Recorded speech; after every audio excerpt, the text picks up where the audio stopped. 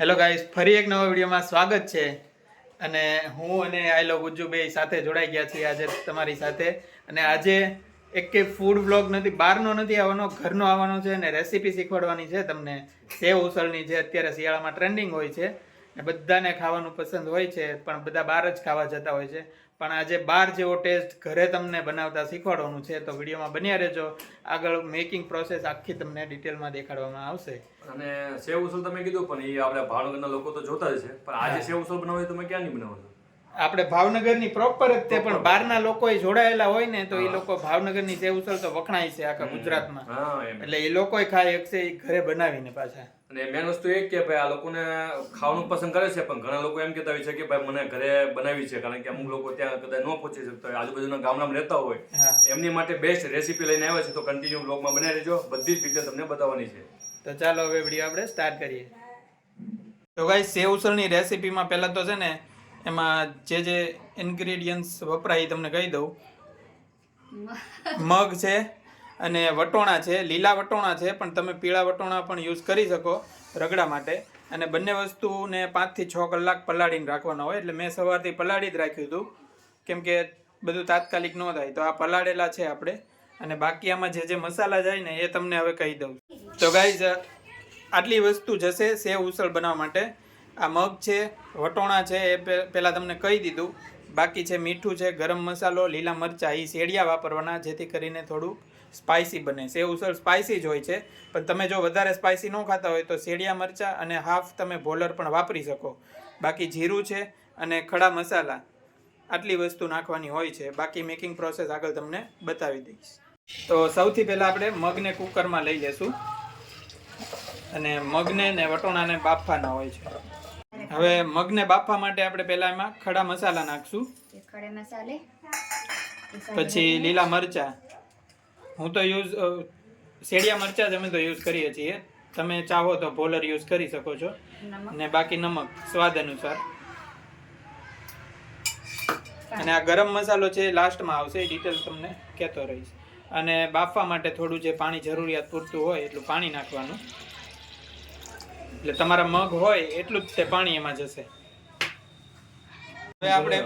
હવે આપણે બીજા કુકરમાં વટોણાને બાફવા માટે મૂકી દઈશું. વટોણા બાફવામાં આપણે મીઠું અને હળદર નાખી દઈશું.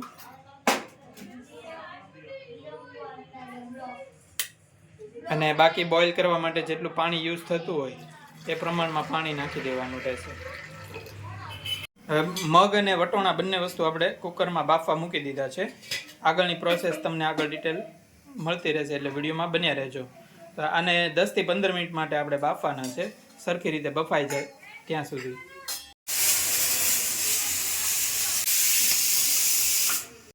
તો આપણા વટોણા અને મગ બફાઈ ગયા છે, એટલે હવે આપણે કુકર ખોલી લેશું.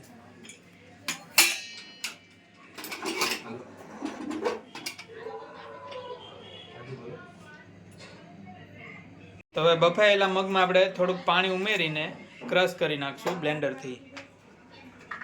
તો હવે આપણે બ્લેન્ડરથી મગને ક્રશ કરી લઈએ. તો હવે આપણે મગનો વઘાર કરી નાખશું. તેલ ગરમ થાય એટલે પછી બીજી બધી વસ્તુ આપણે નાખશું એમાં. તો આપણે હવે વઘારમાં જીરું નાખી દીધું છે અને હવે એમાં મગ નાખી દઈશું, જે ક્રશ કરેલા છે આપણે પાણી નાખીને. તો હવે આપણે નાખશું મીઠું, પછી ગરમ મસાલો.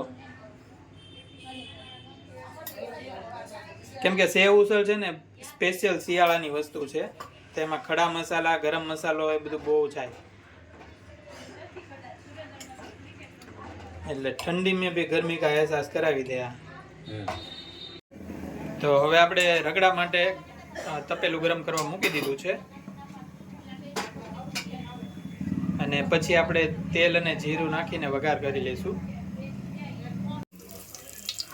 હવે આપણે જીરું નાખી દીધું. હવે આપણે લીલા મરચાં નાખીશું.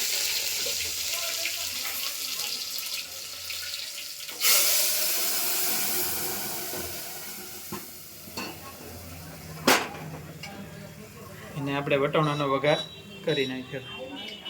હવે આપણે એમાં સ્વાદ અનુસાર મીઠું નાખી દઈશું અને ગરમ મસાલો.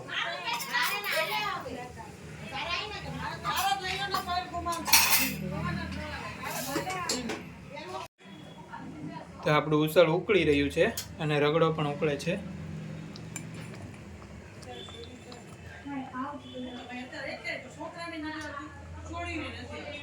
મિનિમમ 15 મિનિટ ઉકાળવાનું રહેશે ઉસળને. જેટલું તમે જાજુ ઉકાળો એટલો ટેસ્ટ વધારે આવે.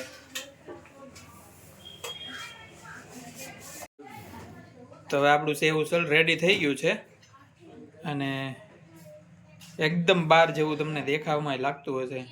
ચાખીને તમને રિવ્યૂ પર્સનલી ઓરિજિનલ રિવ્યૂ જ આપીશ,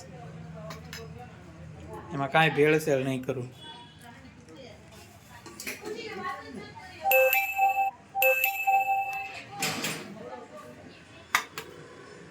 આપણી સેવ ઉસળની થાળી રેડી થઈ ગઈ છે. આ રગડો છે,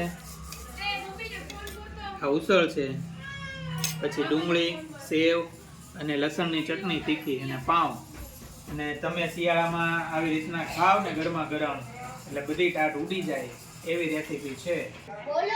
તો આ હું પ્રોપર તમને ચાખીને પૂરા રિવ્યૂ આપીશ, એકદમ સાચા ઓરિજિનલ રિવ્યૂ આપીશ. એવું નથી કે મેં રેસીપી બનાવી એટલે જેમ તેમ કહી દઉં, પણ ચાખીને તમને રિવ્યૂ આપું હમણાં કેવું બન્યું છે. અને પછી તમને કહીશ કે ઘરે આ રેસીપી ટ્રાય કરજો, અને સારું નહીં બન્યું હોય તો નહીં ખાવ તમ તારે. હવે આપણે ડીશમાં છે ને બહાર જે રીતના આપણને સર્વ કરે ને સેવ ઉસળ એ રીતના આપણે મિક્સ કરીને જ તે હું ચાખીશ. તો બરાબર, હું ડીશ હવે સર્વ કરી લઉં. તો આપણી ડીશ તૈયાર થઈ ગઈ છે, બધું મિક્સ થઈ ગયું છે. બહાર જે રીતના આપણને સેવ ઉસળ ખવડાવે ને એ જ રીતે સેમ કલર અને ટેસ્ટમાં છે ને બહાર કરતાં પણ તમને મજા આવશે.